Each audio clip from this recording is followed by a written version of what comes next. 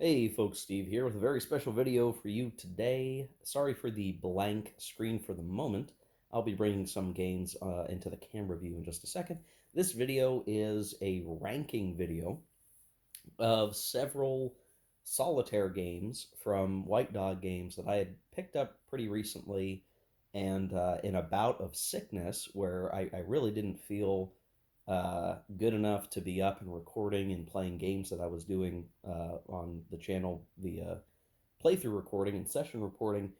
I happened to find the time to, in a more relaxed way, play some of these solitaire games, and I got a pretty good feel for them.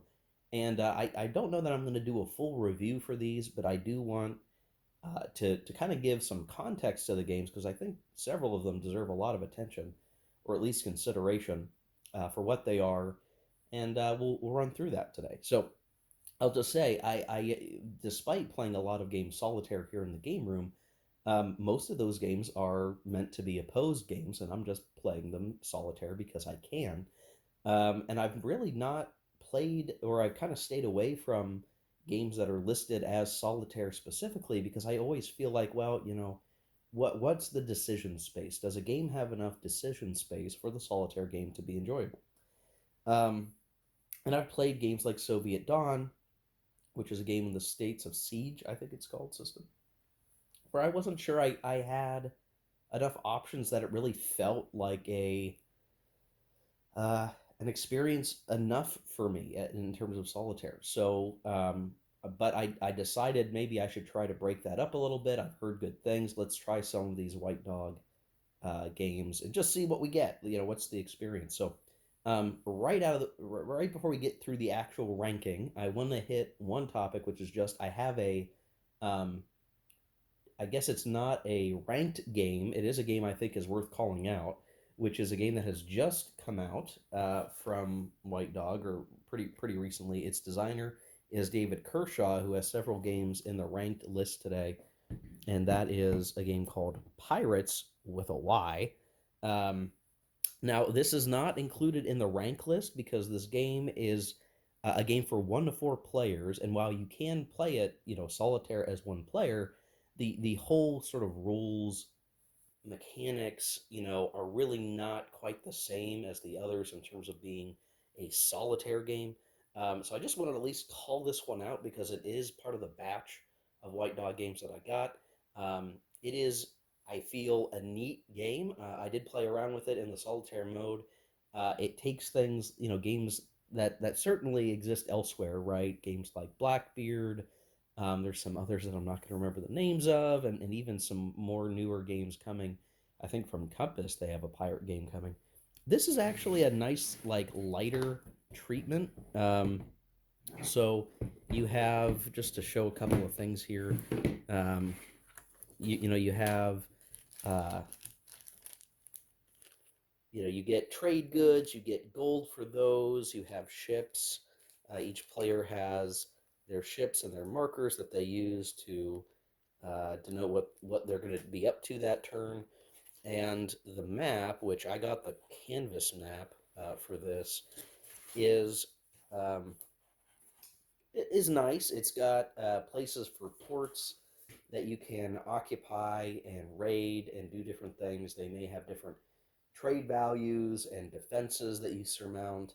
And there's a little bit of a diplomatic political element as you negotiate with your peer players to cooperatively do raiding or not. And often the pirate players, will have allegiances to some of the nationalities like British, French, Spanish, Dutch, and that has a play in as well. You have cards that allow you to be particular famous pirates from history. And it just strikes me as a neat little game, much lighter weight than maybe um, Blackbeard. So if you're looking for a quick game night with friends and you just want to play something that won't take terribly long, that's pretty straightforward, easier to explain, I think Pirates is actually, Pirates might be a good option. I do quite like it. I definitely want to try to get it to a game night situation where I know, this is not going to be a heavy game. I can get, people playing it probably pretty quickly and enjoy it for what it is. So I quite liked it, but it's not part of this ranking. for the rest of the video, but I just thought I better talk about it because I think it's a game worth noting. It is new. It's pretty new from White Dog, so you can check that out on their site. And yeah, so we'll set this guy off to the side. Again, special mention, just because I do like what the game is doing. It's not quite solitaire enough for this solitaire game ranking, though. Um, I will also say, so the rest of the games I'm going to talk about here, it's a set of 5 games, and ultimately there are plenty of other White Dog games that I could have purchased but did not. That could have made this list. I really ended up buying. I guess I got 6 games, right? One of them is Pirates. These other 5 that I'll be ranking, and they were the ones that seemed to be the most interesting for me to buy and play. So if you don't see a game from White Dog Games on this list, and you think it's worthwhile to play, I guess let me know. But I kind of had to make a logical choice of what I'm gonna play, what I'm gonna get, and how I'm gonna do it. So in last place, which is not to say it's the worst game ever or anything like that, or that it's a bad game, but the sort of 5th place, the worst place out of the set of 5 is N, the Napoleonic Wars. So this game by Ben Madison, uh, published through White Dog Games. I'm a fan of Napoleonic War games. I like games based around Napoleon. I am enthused by the idea of a solitaire game set in that period, um, and there's going to be a game from GMT called I Napoleon, which is a solitaire game told from Napoleon's perspective.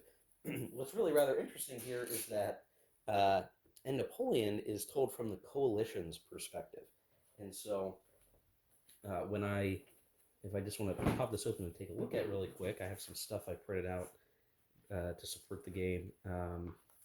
Also got the canvas map for this. I'm going to show the map for a second and talk through this. So it is a bit different from many of the other solitaire games, even the solitaire games that Ben Madison designs.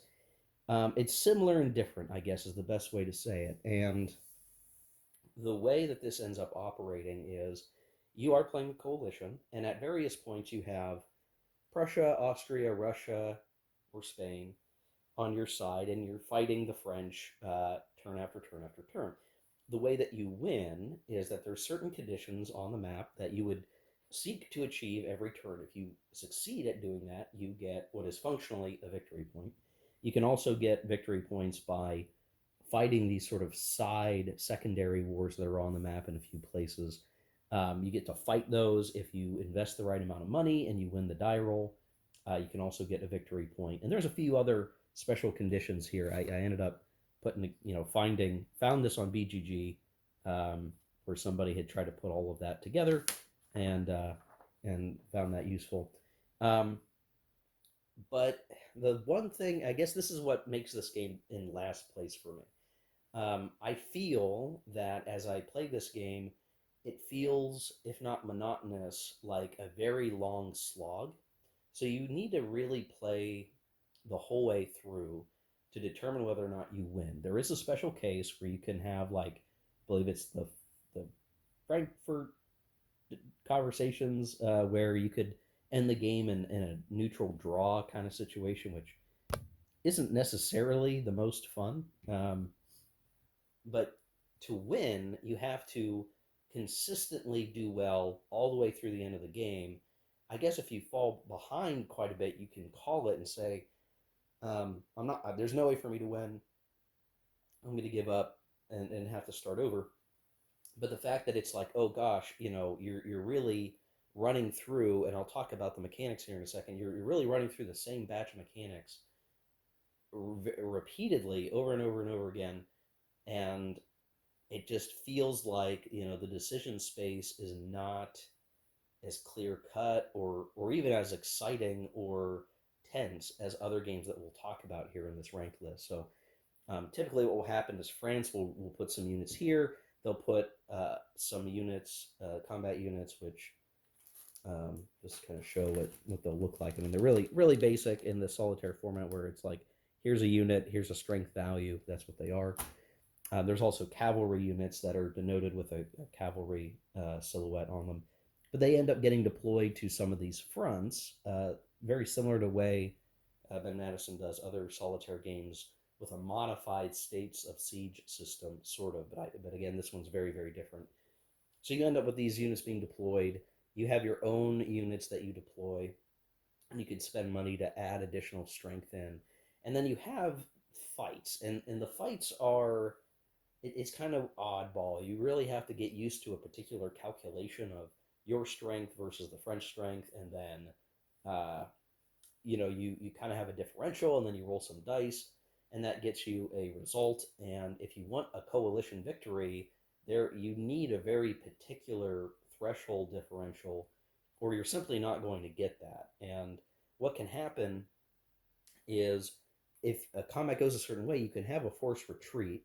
You could then have the winning force pursue them, so you move them into the next front box that maybe you've not handled that combat, and now the combat has changed, which you might think is interesting, and it can be. You can shift odds, it can do various things. Um, but what can sometimes happen, especially if you're playing with the optional cavalry rule, which I actually would recommend you not play with if you have this game, you can get in this weird situation where it's like, these map areas connected. Spain is kind of the outlet, I guess, where things can stop moving. But so long as you're moving around like this, it's almost, and with the horses, it's particularly funny. It's literally a merry-go-round of combats that can end up just having you retreat around Europe really strangely. Now, each turn is meant to represent a couple of years, but the mobility of the cavalry doesn't make a whole lot of sense to me in the grand strategic sense. The way that the forces end up sliding between these boxes don't really match my understanding of the Napoleonic progression of things, and I'd like to think I'm at least well read and well gamed enough to have some sense of that. So I think generally, the reason why this is just in last is I don't know that I agree with the design itself and what it's trying to represent.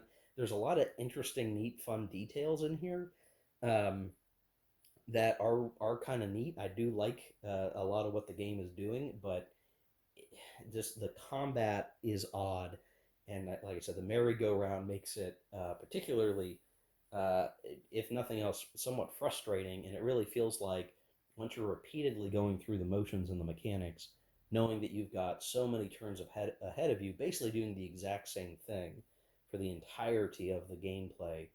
I think it is a good, I guess, example of why I don't like some solitaire games, because the rote execution without differentiation makes it a bit of a slog. And say, well, I could certainly be playing other games that have so much more differentiation, even if it's an opposed game being played solitaire, where this feels very constrained. It gets spiced up by events that get triggered throughout, and it's kind of fun to navigate the events. I also kind of think it's very interesting. There's this fervor mechanic that each major region on the map has a fervor rating that is moved via marker on the track, where it's kind of denoting like how much people are in support of the revolution. So if you win enough combats or enough events occur for a particular area, that fervor drops, and that's where the coalition can start to come back and start consistently winning battles. But trying to work your way through that, again, it's just a lot of plus one, minus one. You win a battle, it goes down by one. You lose a battle, it goes up by one. And it's hard, I think, over time to like, you can appreciate the change over time because it will eventually go into your favor, I think, as France gets worn thin over the years and years of combat. There's a system where some French units will exit the game, so it gets a little bit easier if you stick it through. It feels like the slog is the challenge with this more than anything else, is just trying to slog your way through that. So is End Napoleonic Wars a bad game? No, I don't think it's a bad game, but I think the way that the mechanics are implemented keep me from enjoying it to the degree that maybe I could have enjoyed it. And so it is in fifth place, last place. So it goes. It doesn't mean that you shouldn't try it and see how you like it, but I just could not.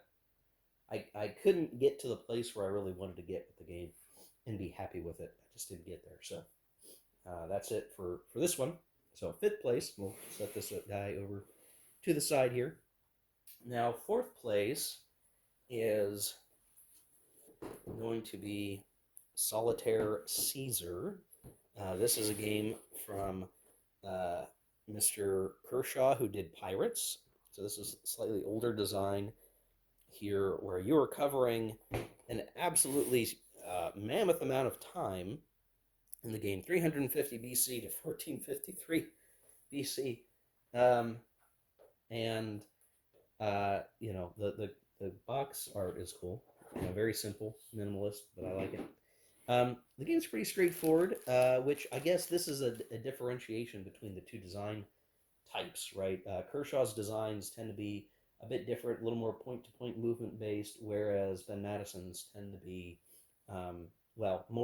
more in the modified States of Siege system, where the tracks in a States of Siege system are turned into boxes, and there is a vertical, strength calculation being performed here. So in this game, you're primarily fighting quote unquote barbarians, which takes the form of either less civilized barbarians that raid and destroy cities, and more, I guess, civilized barbarians, which would be like, non-Roman established states, Parthia, Greece, and so on.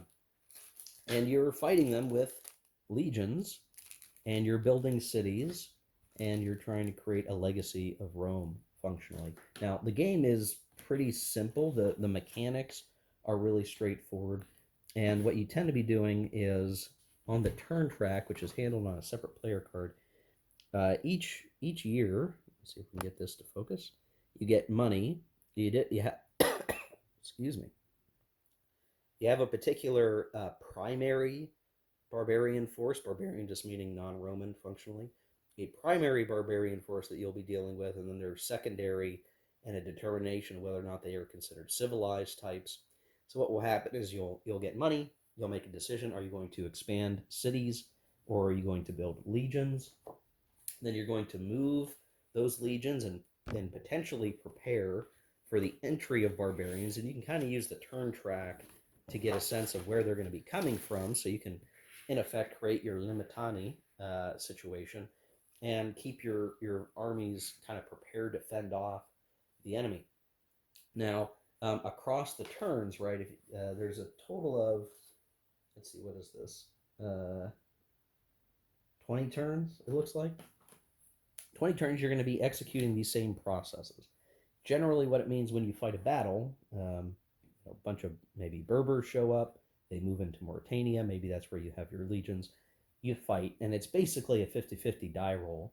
And what you're hoping is that your Roman legions outlast the barbarians on a 50-50 die roll. That's truly usually the way that the die rolls are going to go. And if you fail and the barbarians continue to expand, they'll leave someone behind and continue to move through, use a random die roll to determine where, which direction they go out of 1 to 2 or 3 options. So over the life of the game, there's some stuff that's pre-programmed for you, like how much money you get. There's no economic system. You're purely, you're going to have some peaks and valleys of money being made. And if you look at the turn track enough, you can kind of plan, like, okay, this is a feast or famine situation. And you're hoping to gain victory points over time. And you'll get victory points for basically controlled cities, more or less. And each turn you'll count up all your cities that you control, and that will be how many victory points you get. The objective is to obviously score as many victory points as you can. There is a rating to say, like, how much is how much. Like, this much is a historical victory, this much is even better, this is a bad result, this is worse than history. But I think the reason why this is not higher in the list is that the game, well, I guess the designer intentionally chose to not chrome this game out a whole lot. There are some optional rules that you can use that add a little bit more, flavor to it. I think the thing that falls flat for me is, like, the system makes sense and is fine.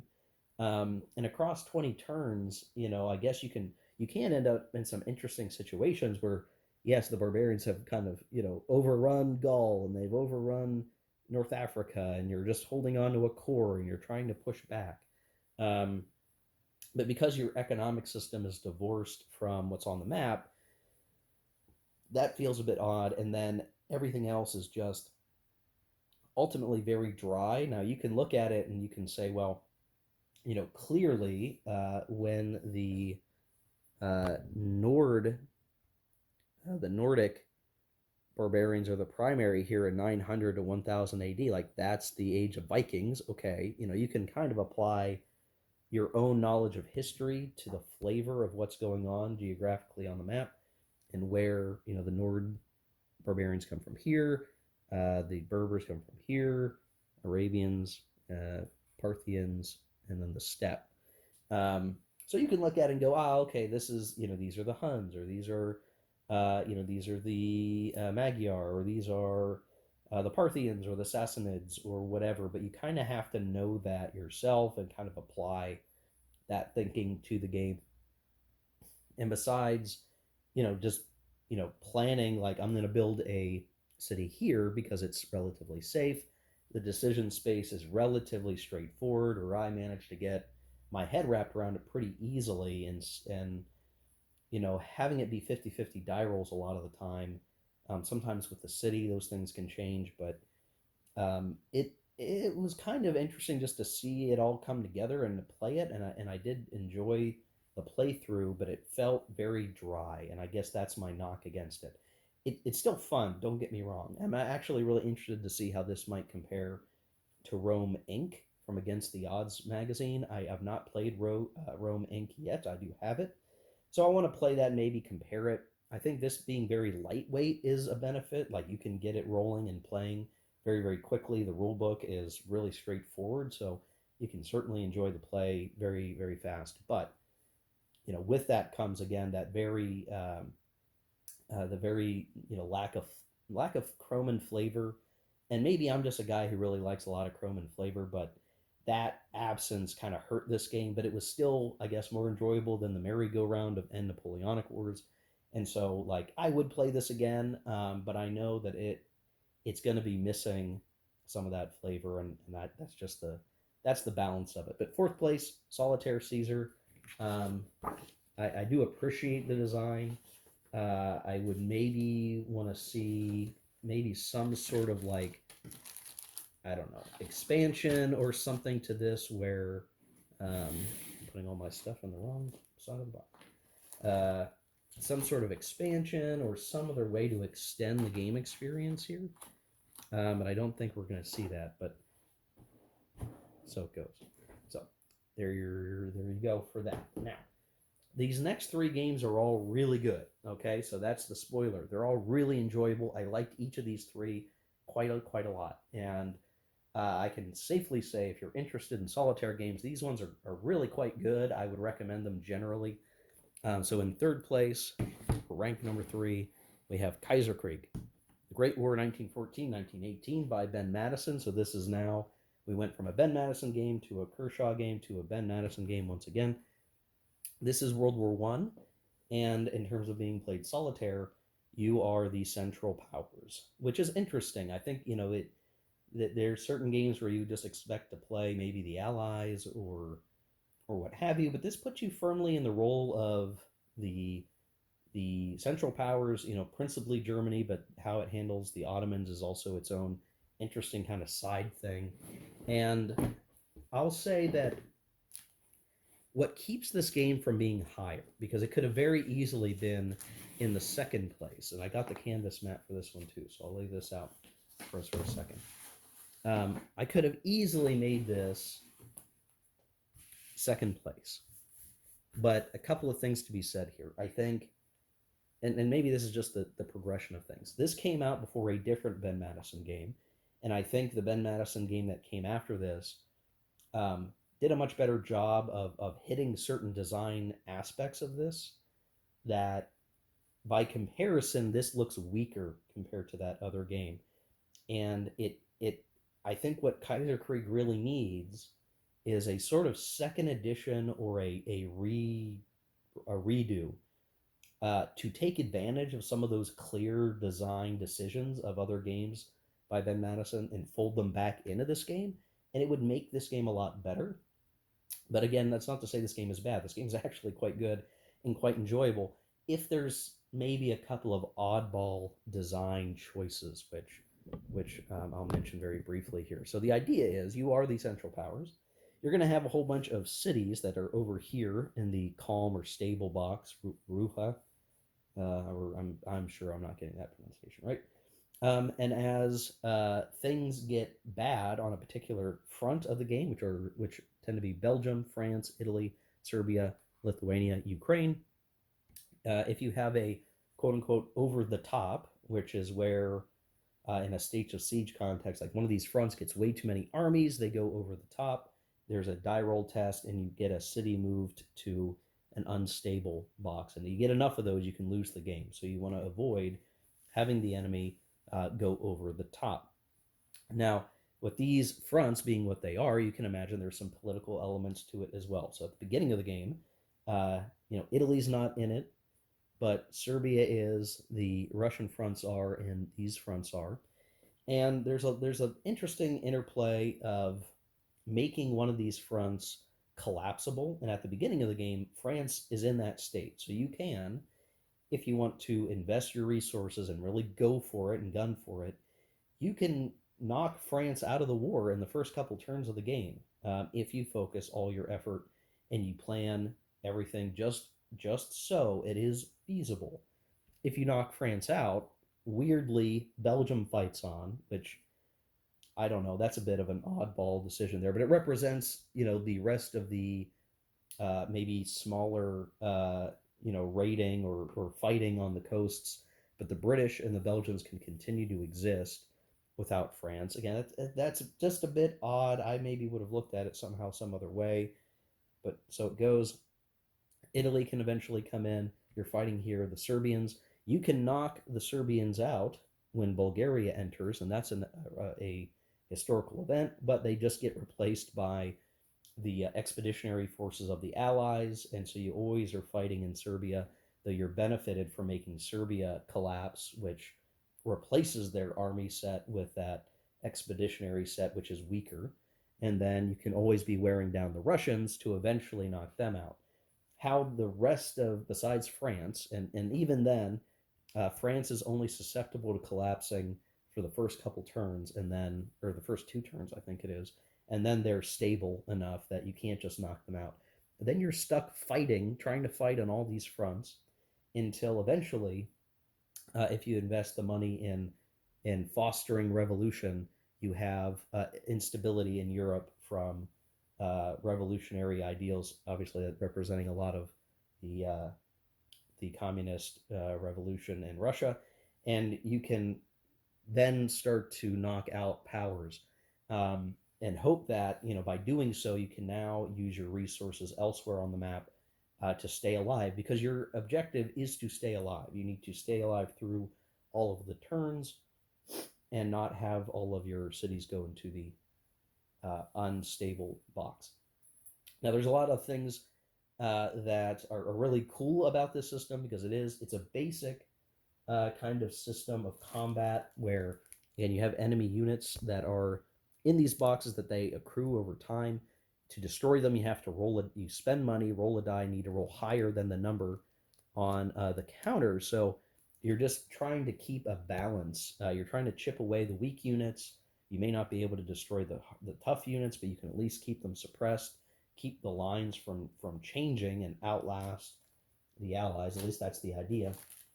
Each turn, you're drawing a random chit that will tell you where, on which fronts, the Allies add another army and get closer to getting that over the top situation, which will be bad for you. And so you're sort of, as the chits come out, you're seeing where the Allies are gaining strength. You try to whittle that down. The attritional trench warfare, I think is kind of abstracted in a pretty clean way in this system, and I appreciate that. The air superiority track is really more about like basically a die roll modifier, or functionally that's what it works out to, but you get a little bit of that. There's a number of these interesting historical events that occur along the way that can shift the way things are happening on the map. I don't want to spoil all of that for you, but they are kind of interesting to see happen over time, and they are time gated where you take what turn it is as a die roll modifier, and that puts you somewhere else on the chart. Maybe just to show that, I think it is probably worth illustrating it, where you can have, um, Turkish entry will occur eventually, no matter what. Any roll of 17 or higher brings the Romanians on. German bombers, you'll get German bombers. U.S. entry will eventually happen. So you get these things that morph the game over time. They go through different, transitional states, and how you manage that against your resources is part of the challenge of the game, and it ends up playing, very, very well, I think, generally. Now, the one thing that I don't really agree with, or I'm not sure that I like, is how the German player gets their money. Now, you can you can kind of consider this abstraction to some degree to say, that the resources being used generally underneath the design, right below the level that the player can decide, is the German and Austro-Hungarian economies just fighting the best that they can fight, and the edge that they need to make a difference is via commerce blockade running that didn't really end up happening. But if you managed to, avoid the British Navy, maybe that influx of material and resources and food would be enough to allow the Germans and the Austro-Hungarians to make a difference. And maybe that's really the point of the design. But what happens is you get blockade runners, you can build them, and then you put them on these different points of the map. And if they don't get blocked by British cruisers, functionally the British Navy, you get that money value added to the track, and that's how you spend the money on combats here. Um, that's the principal way that you get money, or the primary way with which you get money. My conceit here is that there wasn't a whole lot of blockade running in World War One, best of my knowledge and in my reading.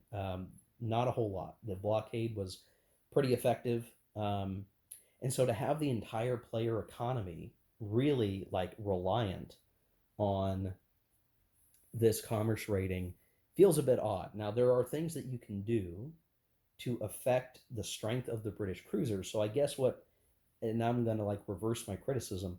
I suppose if you focused on leveraging your high seas fleet and your other resources to hurt the British Navy, to weaken their grip of the blockade, and you could get more goods in, that's the difference that you're making here.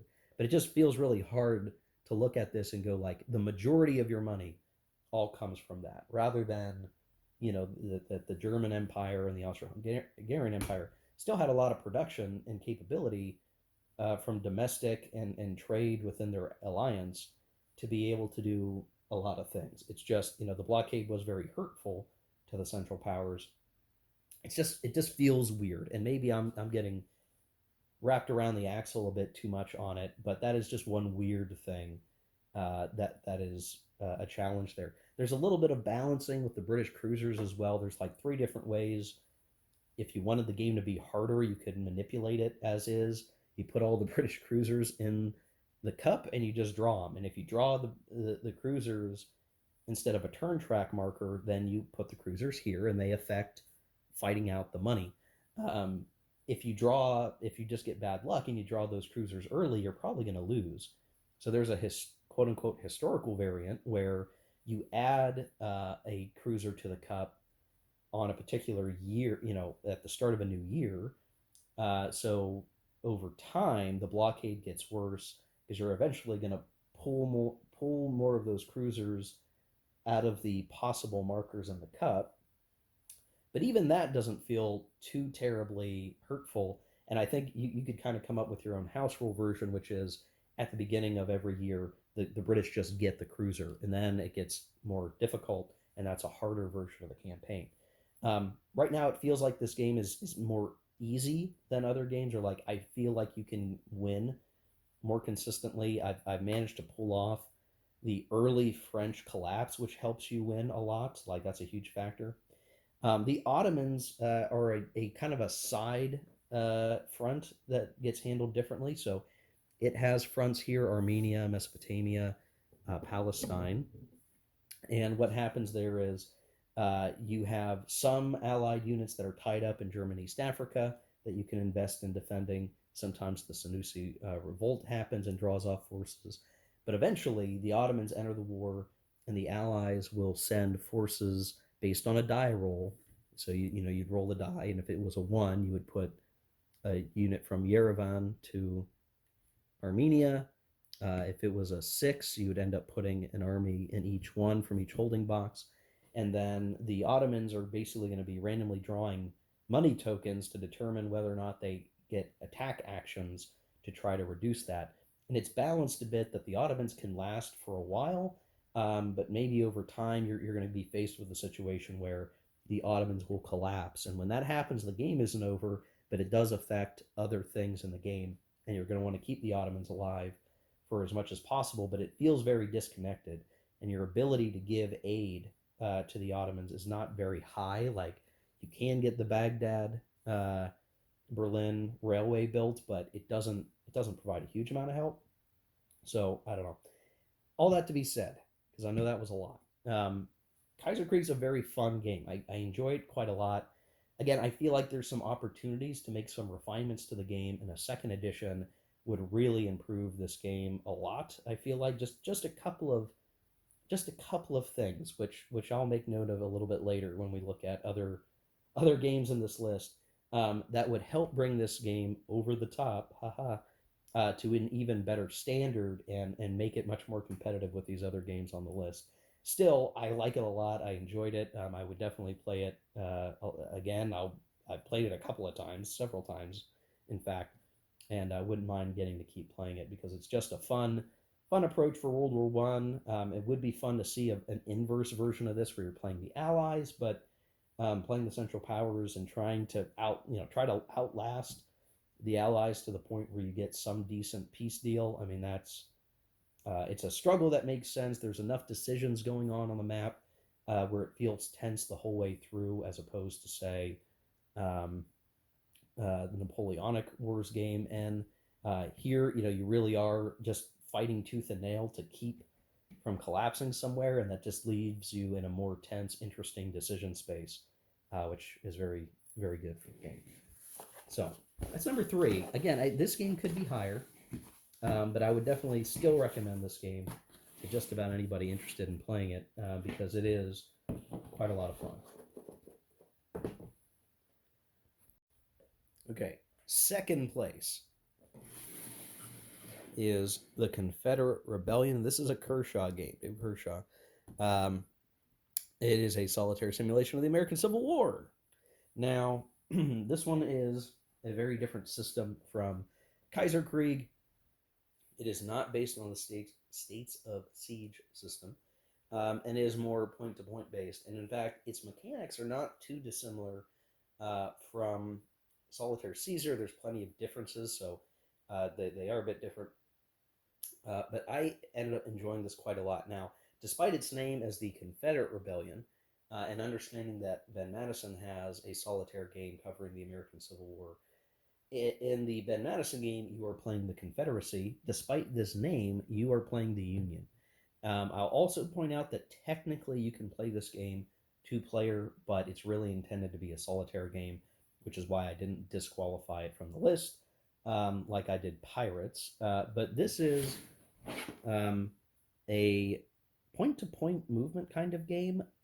The thing about this game the reason why I like it so much is it is a fantastic distillation of the American Civil War as a game. And you can see there's, the counters represent at times ocean-going Union vessels, gunboats, the armies.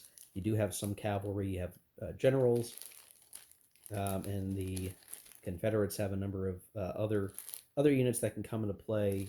Forts, coastal batteries, depending if you're playing on some of the playing with some of the optional rules.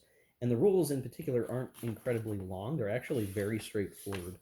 And when you're talking about, what is functionally like 8 pages or less of rules, it's incredibly lightweight. You can actually get to playing very quickly. Maybe the most time-intensive thing being the organization of the counters so that you can actually set things up the way you want. Now, there are scenario setups where you can play different scenarios. 1862, 1863. But here you can see, like, this is, you think For the People or some other American Civil War game that uses point to point, and how like reduced down this even is, but still manages to capture the broad strokes of what's going on. And so you have a blockade box, you have a transport box. So as the Union player, you have naval resources at your disposal, and you have to decide how you're going to use them. You spend your economic points, which are pretty static, though there are some ways to have your production impacted by enemy cavalry raids, which is fun. And so you can already tell, like, this game is much more flavorful than Solitaire Caesar, um, where you're building up the blockade over time, and that starts to hurt the ability for the AI, the bot Confederate player, from having production to build units and things like that. So you start building up the blockade. You designate some to transport so you can navally invade some of these coastal areas, and you're seeking to shut down the rebel ports, which will also affect the AI bots economy. So those things are all, you think any other popular American Civil War game, you need to do those things. Well, in this game, you need to do them as well. You also need to close the Mississippi, which is worth another production point or economic point for the bot. And there are mechanics around deploying your Union gunboats and making a landing and doing all the things that you would need to do to break open the Mississippi. That's a factor. And then finally, needing to take both Atlanta and Richmond. And you need to do all of these things. You win by having the Confederates have zero production on a given turn, and that causes the game to end in victory. If the Confederates outlast you or they get too late, you can end up with a poor victory or like a very late victory or an outright loss. Though I will say, like, I would expect someone to be able to win pretty. I think it's not hard to win this game as the Union, in my opinion. But maybe I was able to apply the mechanics very, very well and do the things that I needed to do how I wanted them to be done. Now, the way it works is that you'll have different armies, stacks of strength points functionally, and the bot player will have who is it? Is it Kirby out here in Trans Mississippi? You'll have Bragg near Nashville, and then you'll have Lee in Manassas. Now, technically, if you're starting in 1861, that shouldn't be Lee. It should be someone else. But the game simplifies things and just puts Lee in control of the Army of Northern Virginia in Virginia. And I'm okay with kind of skipping over that because the game's got to have, so you could probably do some variants because the game does come with extra counters if you were going to play it two-player, and you could probably come up with some house rules to have the bot do different things. It's not that hard. If you wanted to make changes to the bot logic, like, you could easily do that. It's not complex, though you might throw off the balance of the game one way or another. So what you'll be doing is having your generals, which start not very good, and you have to spend some of your U.S. economic power to sack and put new generals into play, hoping to get Grant, hoping to get Sherman, to be able to consistently push back the Confederates through here and taking control of the regions that you need to take control of. Obviously, there's a fight for the Mississippi. There's a fight to penetrate down to get to Atlanta. There's a fight in Virginia to eventually get to Richmond.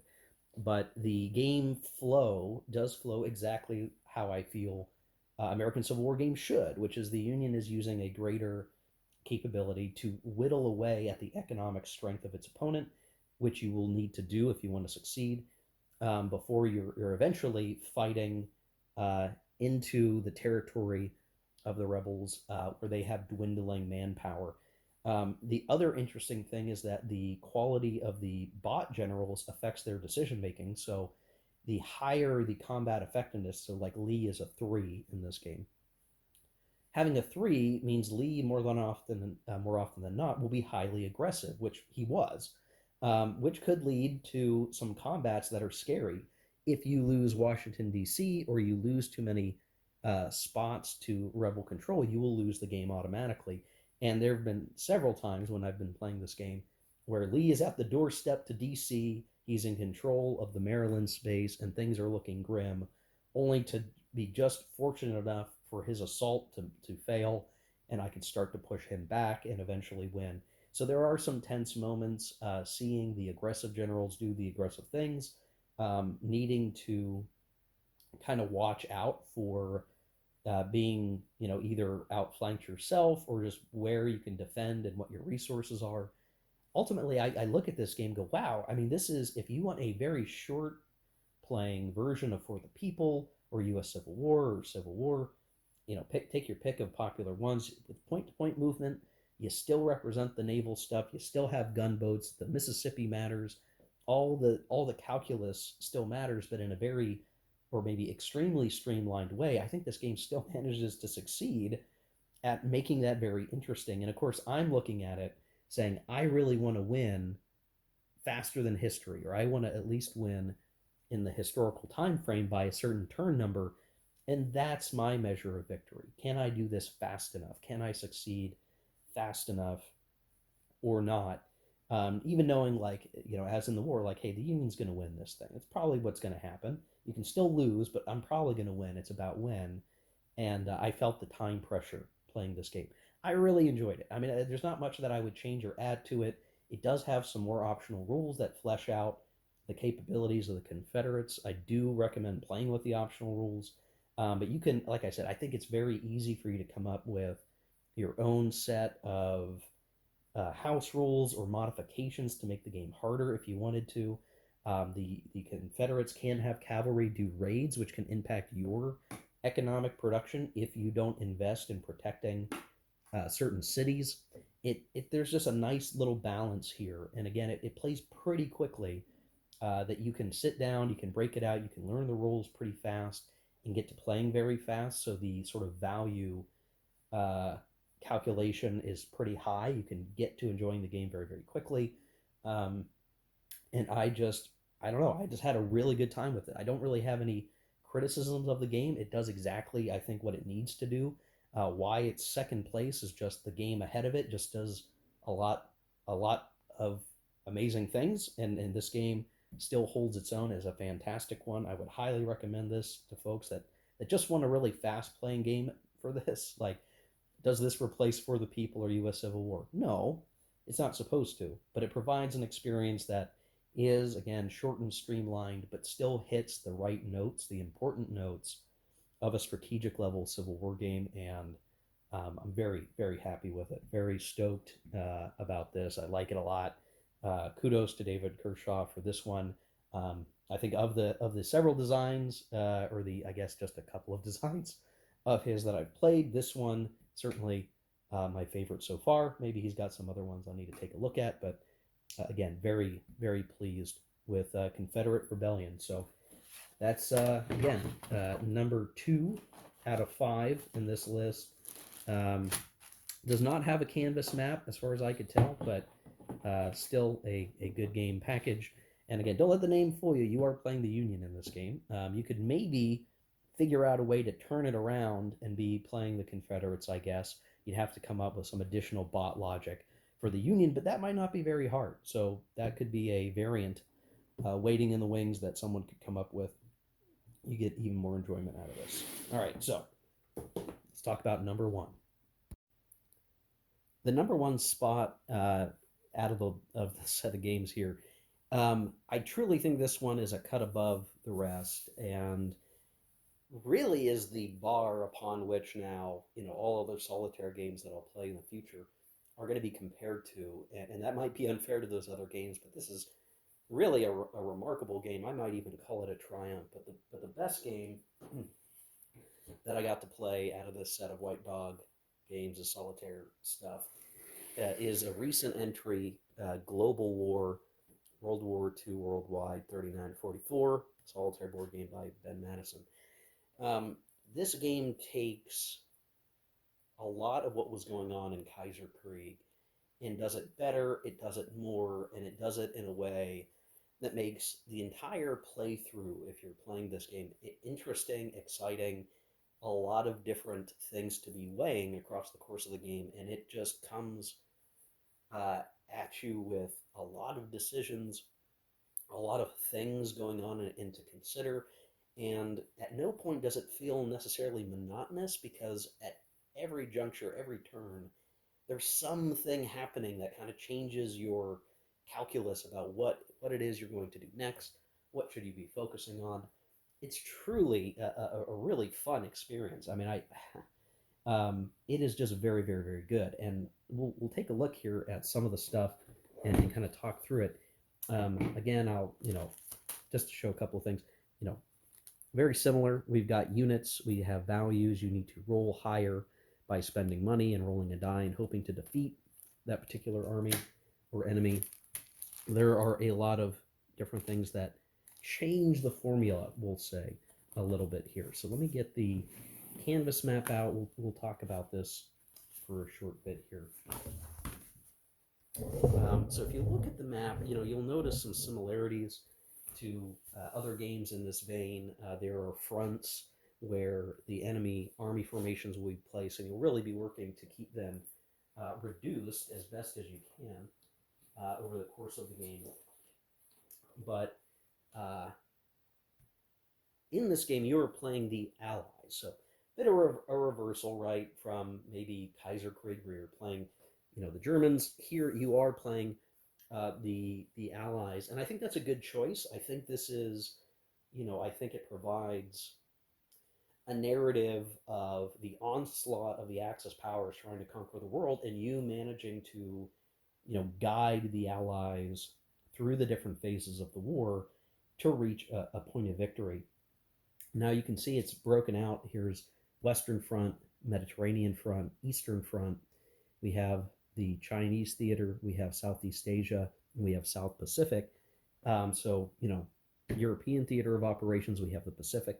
The fact that the game actually goes to that level of showing both is really impressive. You could imagine a version where maybe we'd just be looking at Europe. It would be a lot like Kaiser Krieg, but instead it encompasses, everything, as well as some of these sort of secondary or tertiary fronts in interesting ways that make all the mechanics kind of work together in some really, really smart ways. Excuse me. Now, like Kaiser Krieg, there's a high morale, low morale adjudication for cities, which is basically keeping track of your faction's morale, and it can have the game end in particular ways where, like, if Russia falls, there's certain cities, city chits that are specifically for the USSR. If the USSR falls down and falls apart, you're going to lose the game. In addition to just the normal die rolling situation where rather than call it over the top, it's called a blitz.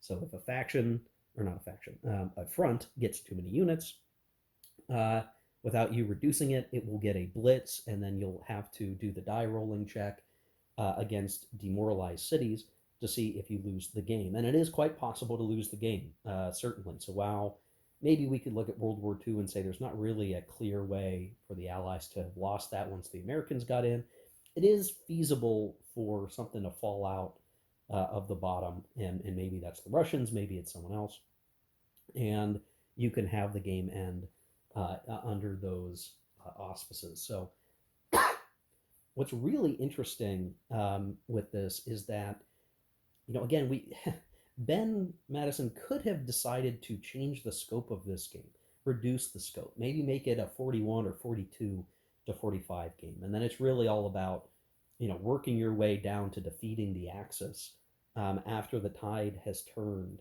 so to speak. But instead, this game actually incorporates a lot of little mechanics to kind of help provide that narrative, again, from 39 to 45, that's really rather smart. So the base combat mechanics of a lot of these games tend to be you have the armies building up, you roll dice to defeat them, and you want to try to keep the number of armies as low as possible, as low as your economic capability will allow you to do. But in 39, where at least from the European perspective, the war really catches fire with the German invasion of Poland, what the game uses are these quote unquote prop units. So these are units that sit in the box but are actually Allied friendly. And the way it works is that in the opening phases of the game, there are specific turn sheds that stipulate a certain number of attacks are going to occur on the Western Front and have to be dealt with. Now, rather than it be you spend a dollar or you spend money to attack, and instead, what's happening is you're spending the money to enable your prop unit in there to defend. And if you don't spend the money, then one of those attacks is used to remove the prop unit. If you pay the money, you are going to roll the die on behalf of the Axis, and if the Axis fails to remove the prop army, then that absorbs one of the attacks. You still use the money, but the unit remains. If the Axis rolls well enough, you remove the prop unit. You still lose your money, but at least you absorbed one of the attacks. And what's really happening there is like the Germans are working through the Poles, they're working through the Danish, they're working through the Dutch, the Belgians, and then France itself. And you kind of have this scripted set of events where the Germans are fighting on that Western Front. They're working on defeating, those very early conquests of Europe. And it is possible, though unlikely, for you to be able to keep France in it. And that actually has some really interesting butterfly effects in the campaign, which I'll talk to here in a minute. But the idea being, you fight through that. If France falls, then that brings Italy into the game. So Front C, which is the Mediterranean front, becomes active. And then what you have are plain armies, that's functionally what they are. They're plain units of the Germans that are building up, blitzing Britain, and the battle for Britain is occurring here. Once France falls, that also opens up Operation Barbarossa, where Front B becomes activated, and the Germans start accruing armies there against the Russians. And then shortly thereafter that, after Barbarossa, becomes the Pearl Harbor attacks and the rest of these Pacific fronts, because D starts active, which represents the Sino-Japanese War. These open up as well. And so then it is truly the global war. The Americans are in it, and you are fighting the global war at that point. Now, the really fun thing with all of that is you can try to invest the money in keeping France up.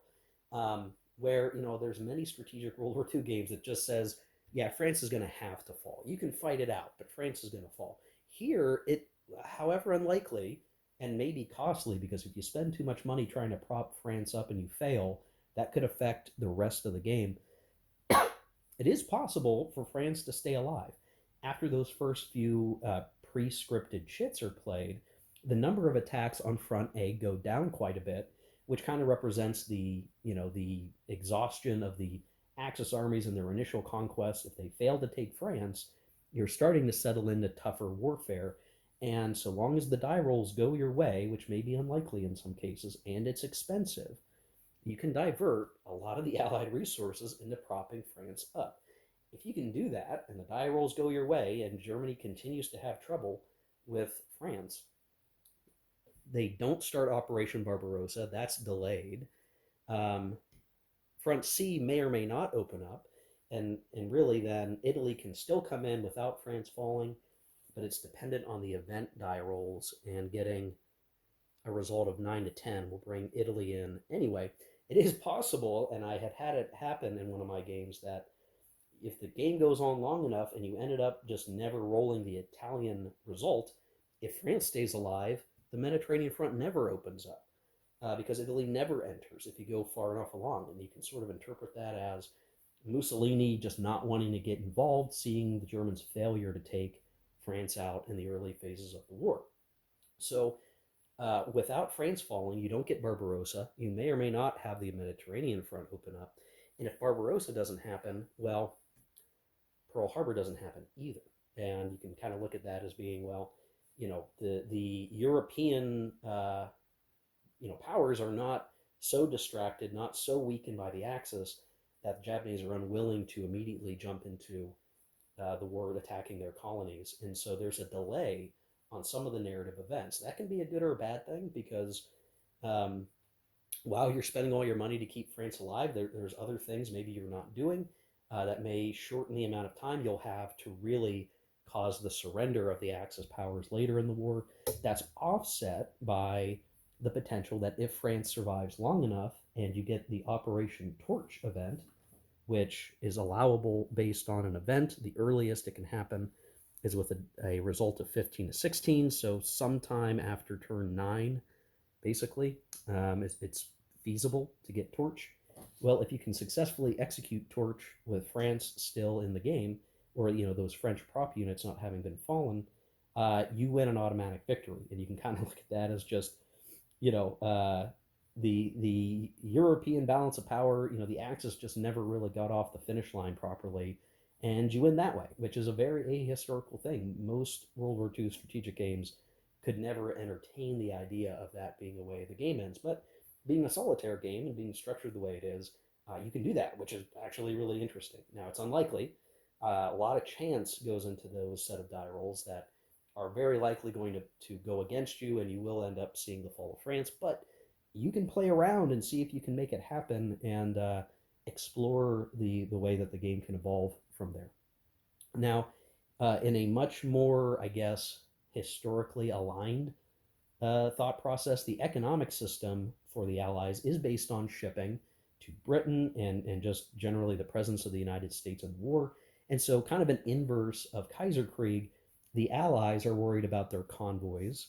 So, you have available convoys, they are placed in these locations to get money. And then the Germans have U boats, or the equivalent of the British cruisers from Kaiser Krieg, to contest that, as well as ships like the Bismarck and Raiders that can disrupt your shipping. And you can definitely see cases where the British shipping is so hurt that you have a hard time directing your forces to do the things you need to do on the map. Now, you also have these side locations where enemy units can appear. They can also upgrade. So, like when France falls, the Vichy army gets placed in the Near East.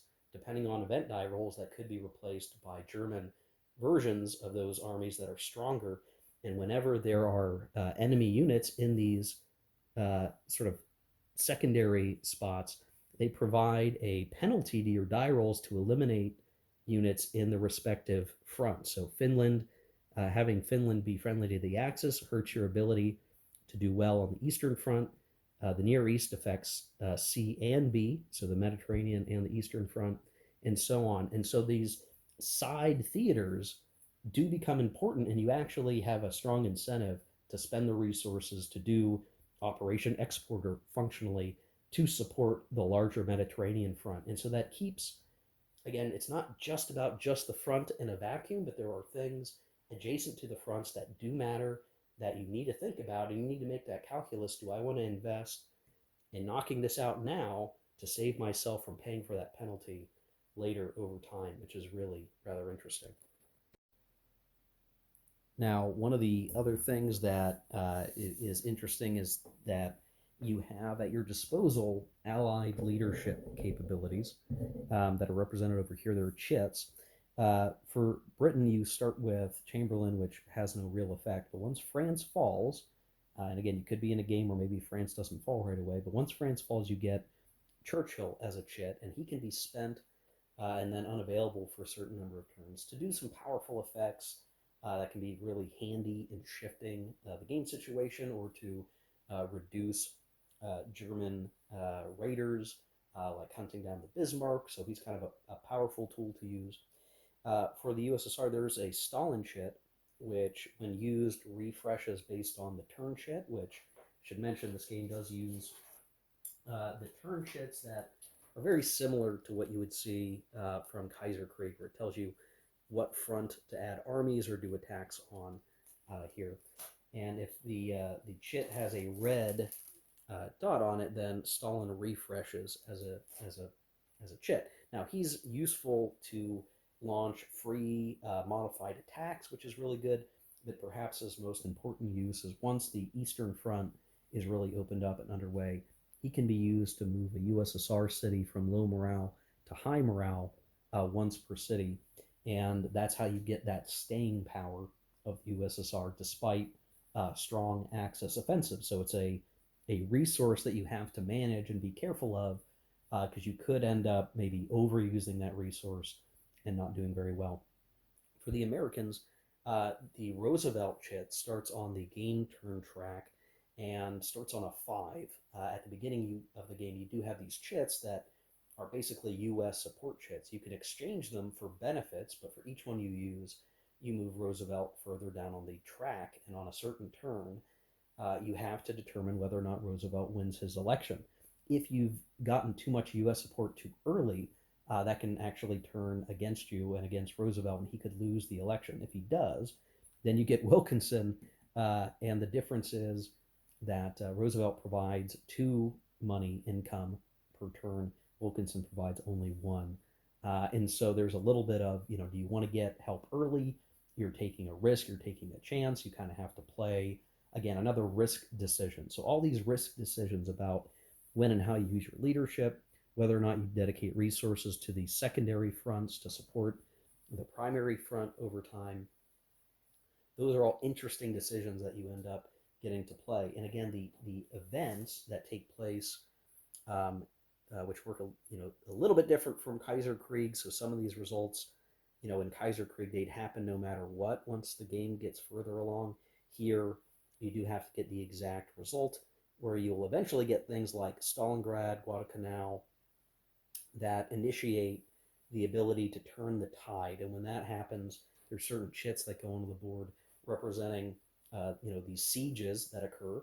And without repeating all the rules and how that works, that's eventually how you start pushing back on the Axis and start to, you survive long enough that you can start pushing back on them and eventually reduce them and perform the decisive battle to shut down a front.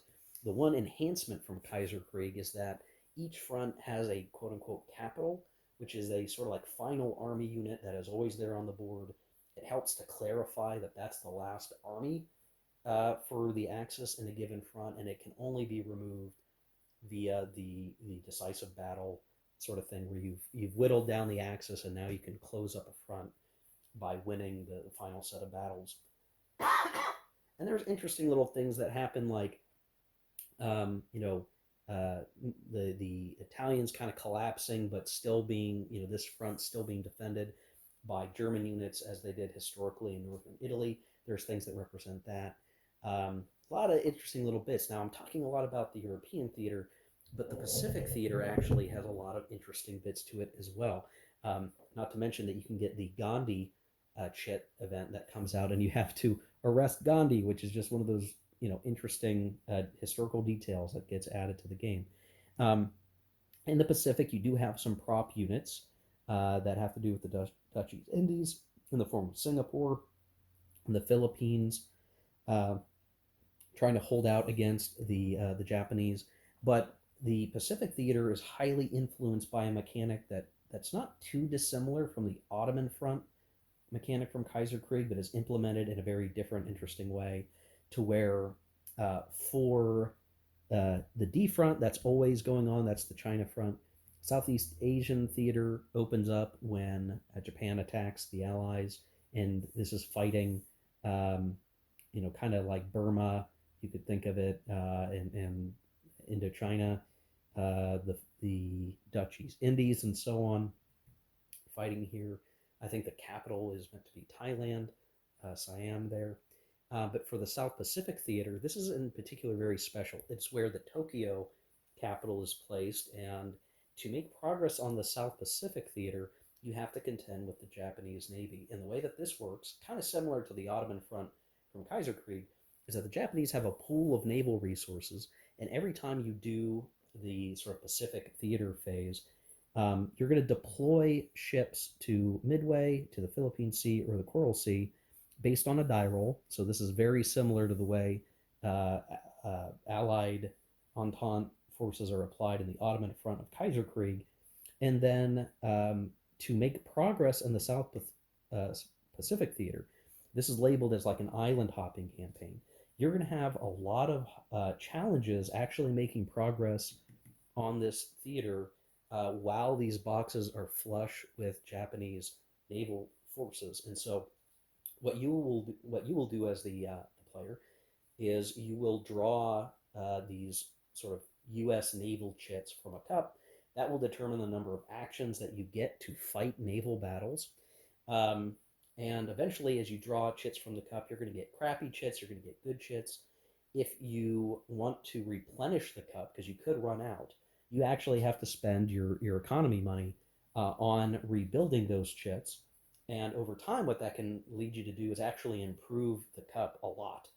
It could be that you have only the best chits in the cup because that's what you've paid to put back into the cup from the discarded chits pile, and that kind of represents the modernization and the improving of the U.S. naval capability, deploying additional carriers over time, to where you start to attrit away the Japanese Navy. When they're defeated, the naval ship flips and goes back to the base here, the main naval base, and tend to be on the reverse side weaker. And so as you start to chip away at the Japanese naval capability, they're getting weaker and weaker, and it allows you to keep up reducing their naval forces, which allows you to get better bonuses and eventually really good bonuses to eliminating armies in the South Pacific Theater, and eventually allowing you to knock out, that front.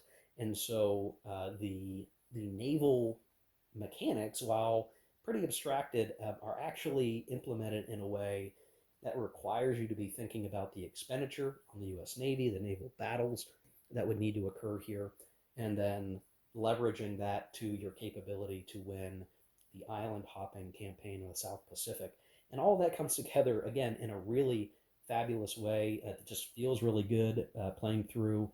The nail biting as the naval strength of the Japanese could be ending up being very strong, and them getting blitzes on the South Pacific theater if you're not willing to work your way against them and make progress.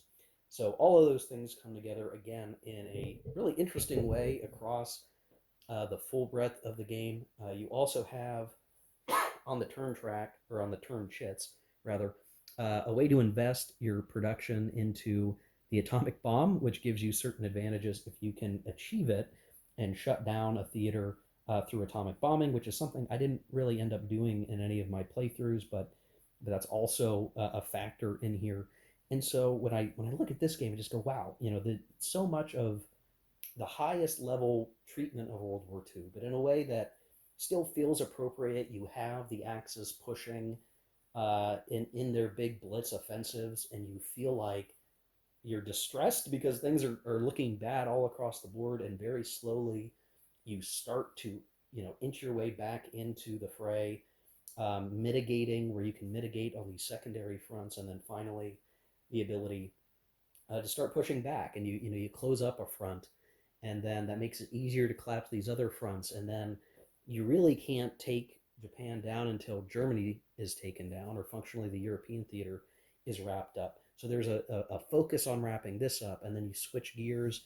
You've been ideally chipping away at the Japanese Navy, and then you can do the final set of campaigns for victory. And it's a really enjoyable game experience. Like I think this is the game that can really turn around my idea of solitaire games. There's so much that this game is doing that makes it fun, intense throughout. There's constantly risk decisions that you're having to make, and that they're not simply straightforward. You're kind of making at each decision saying, well, I'm going to do this. Well, this could hurt me. I want to achieve this end to help me later on. So you're just making those risk calculations. You're trying to make the right decisions. The events may affect what you can do and what you can do and where you need to go. So it makes it interesting, and it makes it worth replaying because you can end up again in a very different kind of war situation. And in fact, I think in one game, like, we did D-Day before we could really make a lot of progress on the Mediterranean front ultimately, and that had an effect. In one game, we wrapped up the Southeast Asian theater first. That was like the first one we achieved, which allowed us to make big gains elsewhere on the map. Um, there's just a lot of interesting bits to it all, and I can say it's a real hoot. I would highly recommend this to anybody who likes World War II games in general. I think it's worth a play. It is longer than some of these other solitaire games, so expect to have to kind of play through this, maybe leave it set up for a while, come back to it, play through some more turns. You end up playing through 27 turns, but each one feels like it's entertaining. Where sometimes Kaiser Krieg, just due to the lower number of decisions and options, could feel a little monotonous at times. This avoids that. The mechanics are nice and clean. They make sense. There's no silliness that feels like could occur like in Napoleonic Wars. And just at every stage, there's something interesting to do or to think about and figure out a way through the risk of the Axis winning in a particular theater and causing the blitz to occur. And it certainly is feasible to occur. So you're always back. Your back is always against the wall, I guess I'd put it that way, as you're fighting your way through and trying to achieve a victory in time for the game end. Now you could technically get to the end, maybe not have caused the Axis to surrender, and you have survived. And I would maybe not treat that as a true victory. I think a true victory means you got to take these guys out. You need to close the theaters and achieve total victory. And it is a challenge to get there, believe it or not. You got to manage your economy. You got to manage your morale. You need to fight on all these different fronts in different ways and seek to find your place to shut down the front and survive long enough to do it. It's just a lot of fun, guys. So that's it. That's number one. Global War is the best solitaire game from White Dog Games that I've played out of the set of 5 that I have gotten to play over the last couple of weeks. Quite a lot of fun. Like I said, I mean, I just, even talking about it now, I am kind of tempted to break it open again and play it all the way through once more. But there you go. Global War, that's the top game. To recap, ultimately, I'm not going to be able to show this all in one span, so last place in the Napoleonic Wars, Solitaire Caesar, then Kaiser Krieg, Confederate Rebellion, and Global War. I think you could definitely get these 3 games right here and have an absolutely fantastic time with them. They are, of these 5, the 3 that I can recommend without reservation. Definitely worth a shot. So check them out if you've not checked them out already, and give them a roll. And let me know what you think in the comment section down below if you've already played some of these games and you have some thoughts. Global War, just wow, what a triumph of a game. It's going to be really hard to top that one in terms of the solitaire format that I've played so far, but who knows what else is out there. Anyway, hope this video was entertaining or informative, or at least interesting to watch if you stuck it through the whole way. Really appreciate it if you did. So yeah, thanks for watching, guys. Take care. Keep on gaming. See you in the next one.